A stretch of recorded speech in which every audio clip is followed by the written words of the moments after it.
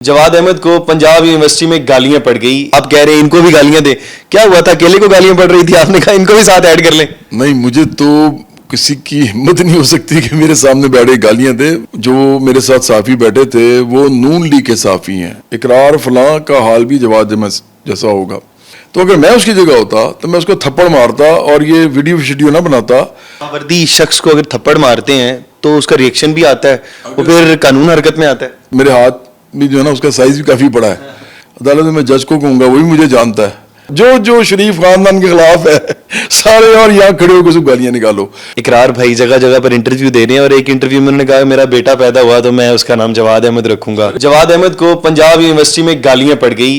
ये मैं नहीं कह रहा हूं, मैंने एक थंबनेल पढ़ा, उसके ऊपर ये लिखा हुआ था। साथ ही साथ एक वीडियो भी सोशल मीडिया पर वायरल है जिसमें जवाद अहमद साहब किसी शख्स जो कि एक साफी साथ बैठे हुए हैं उन्हें कह रहे हैं कि इनको गालियां दें। ये क्या मामला हो गया? फिर दोबारा से इतनी सख्ती हो गई। जवाद भाई से जानते हैं। जवाद भाई अस्सलाम वालेकुम। वालेकुम अस्सलाम हमजा। जवाद भाई कैसे हैं आप? ठीक है, बिल्कुल ठीक ठाक। दोबारा गालियां चल गई हैं। वो थंबनेल में पढ़ रहा हूँ कि गालियां चल गई।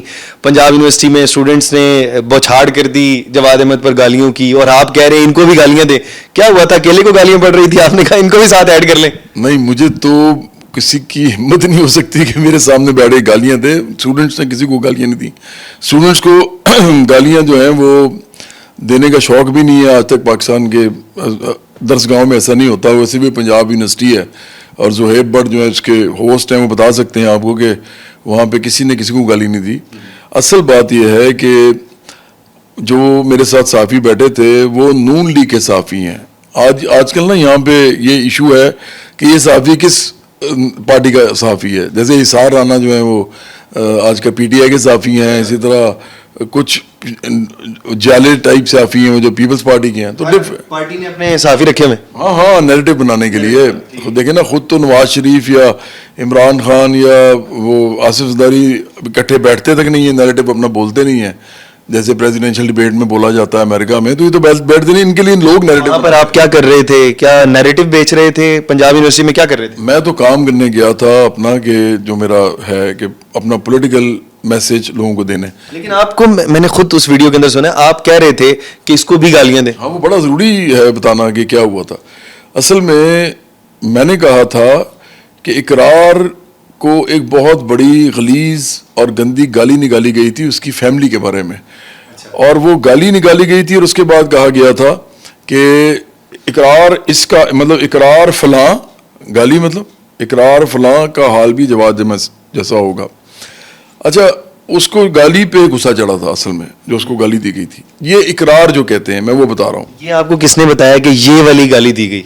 नहीं, वो ये कहते हैं कि जो गाली है मैं बोल नहीं सकता, बहुत बड़ी गाली है वो बार बार ये कह रहे हैं कि वो वाली गाली जो मुझे दी गई है, जो फहुश गाली है, वो मैं बोल नहीं सकता। लेकिन उसके बाद ये कहा गया। अच्छा, पहले उन्होंने ये कहा कि जवाद अहमद की तरह हाल होगा। बाद में मुझे समझ नहीं कुछ आई कि हुआ क्या, कि उन्होंने कहा कि जवाद अहमद की तरह जलील होगा। अच्छा, अब ये जो PTI का सोशल मीडिया उन्होंने उठा लिया, तो मैं ये बता रहा था कि अगर वो वाकई गाली निकाली है, वो फहुश वाली जो फैमिली के साथ थे और फैमिली की औरत के बारे में निकाली गई है, तो अगर मैं उसकी जगह होता तो मैं उसको थप्पड़ मारता और ये वीडियो ना बनाता। मैं वही मामला ख़त्म करता और निकल जाता वहाँ से। बावर्दी शख्स को अगर थप्पड़ मारते हैं तो उसका रिएक्शन भी आता है, वो फिर कानून हरकत में आता है। देखें, बात यह है कि अगर तो बावर्दी आदमी ने वाकई इकरार ठीक कह रहे हैं कि गाली निकाली है इस तरह की उनको गलीज और फौज जो कि फैमिली के बारे में। पहली बात तो ये कि मुझे कोई निकालता नहीं है ऐसे। उसको ये पता है मेरे हाथ भी जो है ना उसका साइज भी काफ़ी बड़ा है, तो उनको पता है कि ये इसको निकालनी नहीं है। लेकिन अगर कोई गलती से निकाल दे तो फिर वर्दी शर्दी नहीं देखता आदमी। देखो, अगर इस आदमी ने इस हद तक ये कोशिश की है किसी को बेइज्जत करने की, तो फिर उसका भाई बनता यही है। अब क्या होगा ज़्यादा? देखो, फ़र्ज़ करो आपको अदालत में ले जाएंगे। अदालत में मैं जज को कहूँगा, वही मुझे जानता है, उस बेचारे को तो नहीं जानता, मुझे तो जानता है। मैं उसको कहूँगा जज साहब आप फ़र्ज़ करें मेरी जगह होते और ये फैमिली मेरे साथ आपके साथ होती और वो आदमी यही वाले आपको गाली निकालता, आप क्या करते? तो देखो, हमारे मुआशरे में जज भी हमारे इसी मुआशरे के हैं।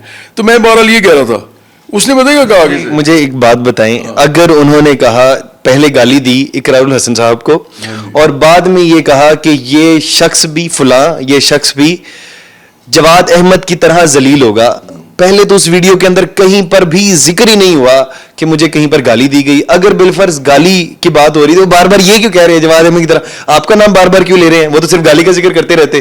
وہ آپ کو درمیان میں واپس ویسے ہی لے کے آ گئے. آپ میرے خیال سو کے اٹھے ہوں گے, آپ نے دیکھا ہوگا میرے خلاف کیا ٹرینڈ چل رہا ہے. اگر آپ میرے سے سنو نا تو پتہ کیا ہوا ہے, میں آپ کو بالکل جو میں نے انالیسس کیا ہے, انالیسس میرا یہ ہے کہ اقرار کو میں بالکل چھوٹے بھائیوں کی طرح سمجھتا ہوں. مجھے لگتا ہے کہ انہوں نے اقرار کو جو گالی دی ہے نا, اس کے بعد جو اصل فکرہ ہے, کیونکہ یہ بھی تو چل رہا ہے نا, یہ بھی اقرار کے منہ سے ہی نکلا, لوگ چلا رہے ہیں. اصل بات یہ ہوئی ہے کہ اقرار کو گالی دی اور ساتھ انہوں نے کہا کہ اس کا حال بھی جواد احمد جیسا ہوگا. اب چونکہ اقرار نے وہ گالی تو بتانی نہیں تھی, کیونکہ وہ گالی بتاتے تو اس ملک کے اندر واقعی گالی آپ بتائیں گے تو وہ تو یہ کوئی تھانے کے ذریعے والا معاملہ نہیں ہے, یہ آپ ادھر بھی لے کے جائیں گے نہیں, یہاں اگر آپ تھانے کے ذریعے لے کے بھی جائیں گے ایسے کہ مجھے گالی نکالی یہ والی, تو وہ تو آپ کا مذاق اڑائیں گے, یہ ایسا ملک ہے. تو اب اقرار نے تو اس کو حذف کرنا ہے نا, اس کو ڈیلیٹ کرنا ہے میموری سے بھی اور ریموو کرنا ہے اس کو اس کے بیان سے بھی.